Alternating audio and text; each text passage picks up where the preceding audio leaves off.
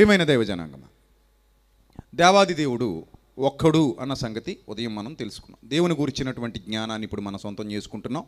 ఆయన ఒక్కడై ఉన్న దేవుడు, సృష్టికర్త, తండ్రి, మన ఆత్మలకు తండ్రి అనే సత్యాన్ని మనం తెలుసుకున్నాం. తండ్రి అయిన దేవుడు, ఒక్కడైన దేవుడు ఎన్నో విషయాల మీద అవగాహన కల్పించడానికి గ్రంథాన్ని మన చేతులకు ఇచ్చాడు. అందుకే బైబిల్ చదివేటప్పుడు ఇది ఒక చారిత్రక పుస్తకం, మనతో మాట్లాడే పుస్తకం. అందుకే బైబిల్ దేవుడిని మాట్లాడే దేవుడు అని సాధారణంగా చాలామంది పిలుస్తూ ఉంటారు. సేవకులు కూడా మాట్లాడే దేవుడు అని పరిచయం చేస్తూ ఉంటారు. మాట్లాడే దేవుడు అని ఎందుకు అనాల్సి వస్తుందంటే, ఆయన వాక్యమై ఉన్నాడు, వాక్యము ద్వారా మనతో నిత్యము ఏం చేస్తూ ఉంటాడు, మాట్లాడుతుంటాడు. ఎంత గొప్పదంటే సంఘం, ఇక్కడ భౌతికమైన ఆరాధనలు ఏమి ఉండవు. నేరుగా వాక్యం లోపలికి పంపించటమే, నేరుగా దేవుని వాక్యాన్ని మీ హృదయాల్లోనికి పంపించటమే. ఆత్మతో సత్యముతో ఆరాధన అన్నాడు. అందుకే సత్యం లేకుండా ఆరాధన లేదు. సత్యం అనగా దేవుని వాక్యం, అది మీ హృదయాల్లోనికి పంపించటమే దేవుని సేవ. ఎందుకు మీ హృదయాల్లోనికి అది ఇంజెక్ట్ చేయాలి అంటే, తద్వారా మీరు దేవుని యొక్క సారూప్యంలోనికి మారుతారు గనుక, ఆయన సన్నిధాన వర్తనులుగా నిలబడతారు గనుక, ఆ పాట మాట సత్యం మీ హృదయాలలోనికి ఇంజెక్ట్ చేయబడుతుంది. అదే సేవ అంటే. నిన్ను వలే నీ పొరుగువానిని ప్రేమించు, ఈ సత్యమును ఇతరులకు పంచు. That is your responsibility. చచ్చే వరకు ఈ బాధ్యత నువ్వు తీసుకోవాలి, చచ్చే వరకు. అందుకే నీకు తలాంతులు ఇచ్చాడు దేవుడు. ఏ తలాంతు నీకు ఇవ్వబడిందో ఆ తలాంతును చక్కగా వాడేసుకోవడమే, తలాంతుని కప్పెట్టకూడదు. నాకు ఇవ్వబడిన తలాంతులు ఏమిటో నాకు తెలుసు. సో నా తలాంతులన్నింటినీ నేను వాడుకుంటూ ఉంటాను, నేను పదును పెడుతూ ఉంటాను నా తలాంతులకి. అలాగే మీకు ఇవ్వబడిన తలాంతులు ఏవైతే ఉన్నాయో వాటిని మీరు వాడుకుంటూ ఉండాలి, పదును పెడుతూ ఉండాలి.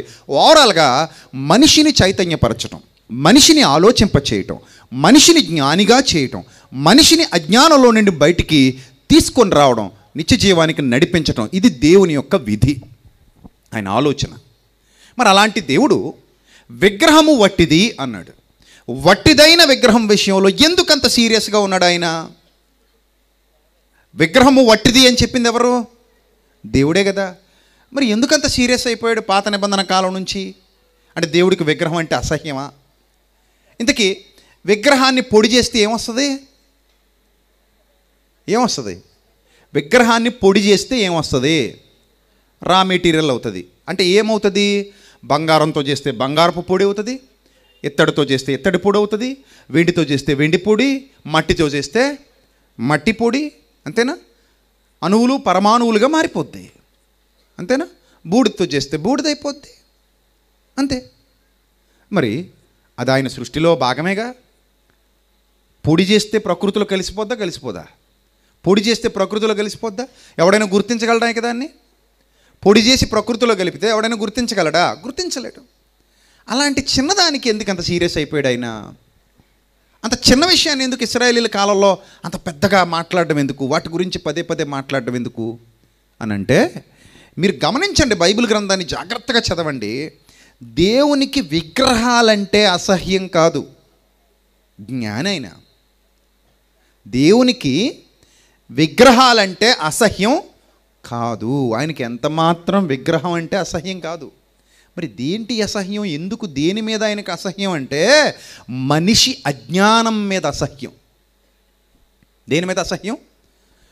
మనిషి మట్టి మెదడులో ఉన్న అజ్ఞానం మీదండి అసహ్యం దేవునికి. ఇది మనిషికి అర్థం కావాలి. మట్టి బొమ్మలు ఎన్ని చేసినా అందులో ఏ శక్తి ఉండదని మనకు తెలుసు. అది మరియ బొమ్మ కావచ్చు, యేసు ప్రభు బొమ్మ కావచ్చు, ఇంకేదైనా బొమ్మ కావచ్చు, నీ బొమ్మ నా బొమ్మ కావచ్చు, ఏ బొమ్మ అయినా కావచ్చు. అది మానవుని హస్తకృతం, అందులోకి ఏం ఉండదు, అందులోకి ఏం వెళ్ళదు. అది వట్టిదని బైబిలే చెప్పింది, నేను చెప్పడం కాదు. దాని విషయంలో దేవునికి ఎందుకంత బాధ, ఎందుకంత కోపం, ఎందుకు ఆ ఉగ్రత, ఎందుకు ఆ కఠినమైన నిబంధనలు, నియమాలు, ఆజ్ఞలు అని అంటే, మనిషి అజ్ఞానాన్ని పారద్రోలాలని దేవుడు అనుకున్నాడు తప్ప ఆ పదార్థాల విషయంలో ఆయనకంత సీరియస్నెస్ ఏమీ లేదు. ఎందుకంటే ముడి పదార్థాలన్నీ ఆయన హస్తకృతాలే కదా. ముడి పదార్థాలన్నీ ఎక్కడి నుంచి వచ్చాయి? ఆయన హస్తకృతాలే కదా. ఆయన చేస్తేనే కదా ఈ ప్రకృతి అంతా వచ్చింది. కలిగి ఉన్నది ఏది ఆయన లేకుండా కలగలేదు. సమస్తము ఆయన వలన కలిగింది, సమస్తానికి ఆయనే సృష్టికర్త. ఎవరు? సృష్టికర్త. మరి అలాంటి ఆయన ఎందుకు ఇంత సీరియస్ అయ్యాడు అనేది మనం చూస్తే ఒక పాయింట్ మీకు చెప్తాను. మనం తినే ఆహార పదార్థాలన్నీ ఎందులో నుంచి వస్తున్నాయి? మట్టిలో నుంచి వస్తున్నాయి, అవునా? మనం తినే ఆహార పదార్థాలన్నీ ఎక్కడి నుంచి వస్తున్నాయి? మట్టిలో నుండి. మట్టి వాటిని పుట్టిస్తుంది, మట్టే వాటిని పుట్టిస్తుంది. అందుకే మన వాళ్ళు భూతల్లని, భూమాతని, ఆ భూమిని కూడా ఒక స్త్రీతో పోల్చి గౌరవించడం జరిగింది. మట్టి పుట్టిస్తుంది, ఆహార పదార్థాలన్నీ మట్టిలో నుండి పుడుతున్నాయి, వాటిని తింటున్నాం. విత్తనాలు మొలకెత్తుతున్నాయి, వాటిని భుజిస్తున్నాం, హ్యాపీగా తింటున్నాం, కడుపు నింపుకుంటున్నాం కదా. మరి ఇప్పుడు మట్టిలో నుండి వచ్చే ఆహార పదార్థాన్ని తింటున్నటువంటి మనం, మన బిడ్డ మట్టిని తింటుంటే ఏం చేస్తాం? మన బిడ్డ మట్టి తింటే ఏం చేస్తాం? మట్టి తీసుకుని నోట్లో పెట్టుకున్నాడు అనుకోండి, మొత్తం నవ్వులుకుని తింటున్నాడు అనుకోండి, పిల్లాడు కానీ పాప కానీ, ఖచ్చితంగా తల్లి తండ్రి ఏం చేస్తారు?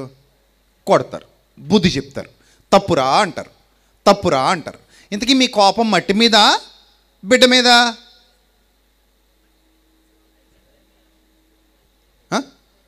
మట్టి మీద, బిడ్డ మీద? మట్టి మీద కాదు కోపం. మట్టి మీద మనకేముంటుంది కోపం? అదేం చేసింది? దానికేం తెలుసు? దానికి ఏం తెలియదు. దాని మీద ఎందుకు కోప్పడాలి? తెలివైన వాడు మట్టి మీద కోప్పడతాడా, బిడ్డ మీద కోప్పడతాడా? చెప్పాలి. ఎవరి మీద కోప్పడతాడు? బిడ్డ మీద కోప్పడతాడు. మట్టి మీద కోప్పడేవాడు బుద్ధిహీనుడు, అవునా? ఇది మన జ్ఞానం. మన జ్ఞానమే ఈ రేంజ్లో ఉంటే మన తండ్రి జ్ఞానం ఏ రేంజ్లో ఉండాలి? మనతో చెప్పించుకుంటాడు ఆయన. మనకంటే చిన్నోడా ఆయన? ఎక్కడుంటాడు ఇప్పుడు ఆయన? మన తండ్రి ఆయన, మన గురువు ఆయన, మనకంటే పైన ఎక్కడో ఉంటాడు ఆయన. కాబట్టి ఆయన కోపం మట్టి మీద కాదు, ఆయన బాధ మట్టి మీద కాదు, ఆయన ఆవేదన మట్టి మీద కాదు, పదార్థాల మీద కాదు.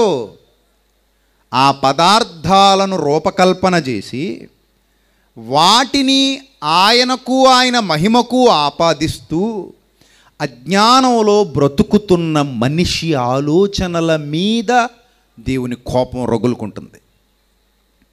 అరే నీకు అసలు బుర్ర లేదా, బుద్ధి లేదా, జ్ఞానం లేదా? నేనేంటి? నాతో కనెక్ట్ అవ్వు. విశ్వనాయకుడిని నేను, విశ్వానికి సృష్టికర్తను నేను, ఈ విశ్వంలో శక్తిమంతుడను నేను, సమస్తాన్ని నడిపిస్తున్నవాడను నేను, సమస్తాన్ని నడిపిస్తున్నవాడను నేను. అలాంటి శక్తిమంతుడనైన నన్ను తెలుసుకోవటం, నా గురించి అర్థం చేసుకోవడం మానేసి ఆత్మగా ఆత్మ అయిన తండ్రి అయిన దేవుణ్ణి, ఆత్మ అయిన దేవుణ్ణి కనెక్ట్ అవ్వడం, అర్థం చేసుకోవడం, ఆయనతో ఏకీభవించడం మానేసి నేను సృష్టించిన పదార్థాలలో కొంత పదార్థాన్ని తెచ్చుకుని దాని ముందు సాగిలపడుతున్నావంటే నువ్వు ఆ సోల్ కనెక్షన్ మిస్ అయిపోతున్నావు. ఏం మిస్ అయిపోతున్నావు? ఆ సోల్ కనెక్షన్ మిస్ అయిపోతున్నావు. నువ్వు ఆ సోల్ కనెక్షన్ మిస్ అవ్వకూడదు, అక్కడ కనెక్ట్ అవ్వాలి. నువ్వు ఆ సోల్ కనెక్ట్ అవ్వాలి, అంతేనా? అది కనెక్ట్ అవ్వకపోతే దేవుడికి బాధ కలుగుతుంది, అది కనెక్ట్ అవ్వకపోతే దేవుడికి ఏం కలుగుతుంది? బాధ కలుగుతుంది. ఆ బాధ, ఆవేదన ఆయనకున్నాయి. ఎవరైనా భార్య భర్తలు ఉన్నారు ఇక్కడ? భార్య భర్తలు ఇద్దరు ఉన్నారా? ఎవరైనా ఇద్దరు భార్య భర్తలు ఎవరైనా ఉన్నారు? లేదండి. ఏమి ఉన్నావు కదా నువ్వు, లే మా తాపేశ్వరం ఉన్న అమ్మాయి ఉంది కదా, లే నీ భర్త గారేరి ఇక్కడున్నారు గురువుగారు, రండి ఒకసారి ఇటు రా, నువ్వు రా. ఇప్పుడు చిన్న ఎగ్జాంపుల్ చెప్తాను మీకు. నీ దగ్గర మీ ఆయన ఫోటో ఉందా తల్లి? ఉందా? చూపి. అదే ఎక్కడున్నా పర్లేదు, చూపించు. కొంచెం వేదిక మీదకి రాను, ఆ ఫోటో పట్టుకొని. అని మీకు అర్థమయ్యే భాషలో చెప్తాను. ఆ ఫోటో పట్టుకుని త్వరగా రావాలి నువ్వు. అది అలా వచ్చి ఇటు వచ్చేయి. ఇప్పుడు ఈ అమ్మాయి వాళ్ళ ఆయన్ని ఎంతో ఇష్టపడి పెళ్లి చేసుకుందండి. ఇప్పటికే చాలా ఇష్టపడుతుందండి. వీళ్ళిద్దరూ అన్యోన్య దంపతులు, వీళ్ళిద్దరితో ఒక అన్యోన్య దాంపత్యం. సరే, సంతోషం. ఇప్పుడు ఈ అమ్మాయి మొబైల్లో వాళ్ళ ఆయన ఫోటో ఉందే, చూపి. ఇదిగో ఉంది కదా. ఇప్పుడు నా పాయింట్ ఏంటంటే, ఈ అమ్మాయి మొబైల్లో వాళ్ళ ఆయన ఫోటో ఉంది. ఇప్పుడు నీ ఏజ్ ఎంతమ్మా? 21 ఇయర్స్ అట. నీకు 90 ఏళ్ళు వచ్చేంతవరకు ఈ ఫోటోతోనే కాలం గడపాలమ్మా. మీ ఆయన నీకు కనబడ్డు, నీ దగ్గర రాడు, ఏం చేస్తావు చెప్పు? నీకు 90 వచ్చాక వస్తాడు మళ్ళీ. అప్పటి వరకు అమెరికా బావయ్య అశోక్. నీకు హ్యాపీ అలాగా? ఈ ఫోటో నీకు సంతోషాన్ని ఇవ్వట్లేదు అయితే. మీ ఆయన ఫోటోయే కదా. ఆమెన్ నన్ను అందట వెళ్ళిపోతే వద్దులే అంటే దీని అర్థం మీకు ఏమర్థమైంది? ఇప్పుడు చెప్పండి, నా పాయింట్ మీకు ఏమర్థమైంది? ఆ ఫోటో స్వయానా ఆయనది, అది వాడు కూర్చున్నాడు సిస్టమ్ దగ్గర, అశోక్ది స్వయానా వాళ్ళ ఆయన. ఆ ఫోటోలో ఉన్నదే వాళ్ళ ఆయనకి తీసిన ఫోటోయే. అయినా కూడా ఈ ఫోటోతో నేను 90 ఏళ్ళు గడపలేను, నా వల్ల కాదు. నాకు నా భర్త దగ్గర ఉండాలి, నా భర్తతో నాకు కనెక్షన్ ఉండాలి, నా భర్తతో నేను ఓపెన్గా మాట్లాడాలి, అంతేనా? నా భర్తతో నేను కలిసి జీవించాలి, తనను హత్తుకోవాలి, తన ప్రేమను పొందుకోవాలి, తనతో కలిసి బతకాలి, తనతో కలిసి జీవించాలి. అందరికీ ఇదే ఆలోచన, అవునా కాదా? అలా చూస్తున్నారేంటి? ఏమైనా తేడా ఉందా ఆలోచన? లేదు కదా. అందరికీ ఇదే ఆలోచన, అందరికీ ఇదే ఆలోచన. ఎందుకు? బాధ్యత గల భర్త ఉన్నప్పుడు, బాధ్యత గల భార్య ఉన్నప్పుడు, బాధ్యత గల పిల్లలు, బాధ్యత గల తల్లిదండ్రులు మనం అందరం కలిసి ఉండాలనుకుంటారు. వాళ్ళ మధ్య ఒక కనెక్షన్ ఉంటుంది, సోల్ కనెక్షన్. అది సోల్ కనెక్షన్. అది వాళ్ళ మనసులు ఏకమైపోతాయి, వాళ్ళ మనసులు కలిసిపోతాయి. కలిసి మెలిసి చచ్చేంత వరకు కలిసి జీవించాలనుకుంటారు. ఒకరికొకరు దూరంగా ఉండలేరు, ఒకరిని విడిచి ఒకరు బతకలేరు. ఎందుకంటే ఎప్పుడైతే వాళ్ళ మనసులు కలిసిపోయాయో వాళ్ళతో ఒక బంధం ఏర్పడిందో ఆ బంధం శాశ్వత కాలం ఉండాలి. చావైనా బ్రతుకైనా మంచైనా చెడైనా వాళ్ళతోనే పంచుకోవాలని అందరూ ఆశపడతారు. ముఖ్యంగా ఫొటోస్ అనేవి జ్ఞాపకాలకు పెట్టుకుంటాం అంతే. అది ఇప్పుడు కెమెరాలు వచ్చాయి కాబట్టి. కెమెరాలు లేకముందు అవి కూడా లేవు. కెమెరాలు లేకముందు ఉన్నాయా? ఒక 50 ఏళ్ల క్రిందట, 60 ఏళ్ల క్రిందట చాలామంది దగ్గర ఏముండేవి కాదు, ఫోటోలు ఉండేవి కాదు. మన తాత ముత్తాతలు చాలామంది ఫోటోలు మన దగ్గర లేవు. ఉన్నాయా? లేవు. మీ తాతలు, మీ ముత్తాతలు ఎవరైతే ఉన్నారో వాళ్ళ ఫోటోలు ఇప్పటికి మీ దగ్గర లేవు. కానీ వాళ్ళతో మీకు ఒక అనుబంధం ఉండేది. ఫోటోతోనే జీవితం అంతా గడపమంటే మన వల్ల అయ్యేటిది కాదు, అస్సలు అవ్వదు. అది ఇక్కడేమో ఫోటో కుదరదు, ఇక్కడ ఒరిజినల్ ఫోటోయే కుదరదు, అక్కడ అసలు ఎలాగుంటుందో తెలియని ఫోటో కుదురుతుంది. ఎంత విచిత్రంగా చూసావా? ఇక్కడ ఒరిజినల్ ఫోటో కుదరదు మనకి, కానీ అక్కడ అసలు ఎలా ఉంటుందో తెలియదు. కానీ ఒకటి క్రియేట్ చేసి ఒక డిజైన్, యేసుప్రభు బొమ్మ అంట, ఎన్ని ఉన్నాయో యేసుప్రభు బొమ్మలు, అందులో ఏది ఒరిజినల్ మనకు తెలియదు. మరియమ్మ బొమ్మ, ఎన్ని ఉన్నాయో మరియమ్మ బొమ్మలు, అందులో ఏది ఒరిజినల్ మీకు తెలియదు. కుదురుతుంది మీకు, ఇంట్లో పెట్టేసుకున్నారు సరిపోయింది, అమ్మయ్యా చాలు. కొంతమంది అయితే కారులో టిక్ మంది తగిలిచ్చేస్తారు అంతే, సరిపోయింది. ఇంకంతే. కారులో యేసుప్రభు బొమ్మ ఉందా, సరిపోయింది. గోడకి యేసుప్రభు బొమ్మ అంటించామా, సరిపోయింది అంతే. మెడలో సిలువేసామా, సరిపోయింది. చేతికి ఉంగరం పెట్టామా, సరిపోయింది. మంగళసూత్రం మీద ముద్ర గుద్దించామా, సిలువ ముద్ర, సరిపోయింది. It's over. అంటే దేవుడు మనతో ఉన్నట్టే. ఆయనతో సోల్ కనెక్షన్ లేకుండా, ఆయనతో ఏకీభవించకుండా, ఆయనతో మనసు కలవకుండా ఎలా ఆరాధన చేస్తున్నాం, ఆయన్ని ఎలా ప్రేమిస్తున్నాం? హృదయంలోకి వస్తానన్నాడుగా, కంటికి కనబడదు హృదయం, అయినా వస్తానన్నాడుగా, అంటే సోల్ కనెక్షనే కాదు. హృదయం అనే తలుపు నొద్ద నిలువబడి తడుతున్నాడు అంటే సోల్ కనెక్షనా కాదా? చెప్పండి. ఎస్, సోల్ కనెక్షనే అది. దేవునితో నువ్వు కలిసి ఉండాలి, దేవుడు కోరుతున్నాడు అలాగా. ఆ సోల్ కనెక్షన్ మెయింటైన్ చేయమని కోరుతున్నాడు. ఆయనను ఆరాధించేవారు ఆత్మతో సత్యముతో ఆరాధింపవలనని తండ్రి ఏం చేస్తున్నాడట? కోరుచున్నాడు. ఆయన అట్టివారే కావాలని కోరుతున్నాడట. బొమ్మల మీద ఆయన కోపం లేదు, ఎందుకంటే బొమ్మల్లో ఏమీ లేదు. ఆయన కోపం అంతా, ఆయన బాధ అంతా మనిషి అజ్ఞానం మీద. అరే ఎంత అజ్ఞానం, టన్నులు కొద్ది అజ్ఞానం లోపల పెట్టుకున్నావా నువ్వు? అందుకే కదా మీకు రియల్ ఎగ్జాంపుల్ చూపించా. రియల్ ఎగ్జాంపుల్ అది. ఫోటోతో కాలం గడపలేము, డైరెక్ట్ పర్సన్ ఉండాల్సిందే, రైట్? అలాగే దేవుడితో కూడా నువ్వు మమేకమైపోవాలి, ఆయనతో ఏకమైపోవాలి. నీ హృదయం తలుపు తెరిస్తే లోపలికి వస్తాను, నాతో నీవు, నీతో నేను ఏకమై ఉండాలి. మన ఇరువురుము ఏమై ఉండాలన్నాడు? ఏకమై ఉండాలి. తండ్రి నేను నీవు ఏకమై ఉన్నలాగున వారును మనతో ఏకమై ఉన్నట్టు ఏకమై ఉండులాగునంటాడు ఆయన. కలిసి ఉండాలి, అది దేవుడి కోరిక. నేర్చుకోవాలి ఈరోజు క్రైస్తవ సమాజం ఈ విషయాన్ని. కానీ ఇంత దాకా వచ్చాక కూడా ఇంకా అజ్ఞానంలో బ్రతికితేట, ఇంకా అజ్ఞానంలో జీవిస్తే ఎలా? జ్ఞానం కావాలి. దేవుడే దగ్గరుండే బొమ్మను చేయించాడండి, తెలుసా మీకు? దేవుడే దగ్గరుండి ఒక విగ్రహాన్ని చేయించాడు, తెలుసా మీకు? ఎంతమంది తెలుసు? ఇత్తడి సర్పం, అది కూడా ప్రతిమే, అది కూడా బొమ్మే, అది కూడా విగ్రహమే. తర్వాత అదొక పెద్ద సెలబ్రిటీ బొమ్మ అయిపోయింది.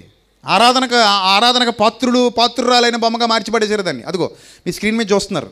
దాని పేరే నెహుష్టాను అని పేరు పెట్టారట. ఏమని పెట్టారట దానికి పేరు?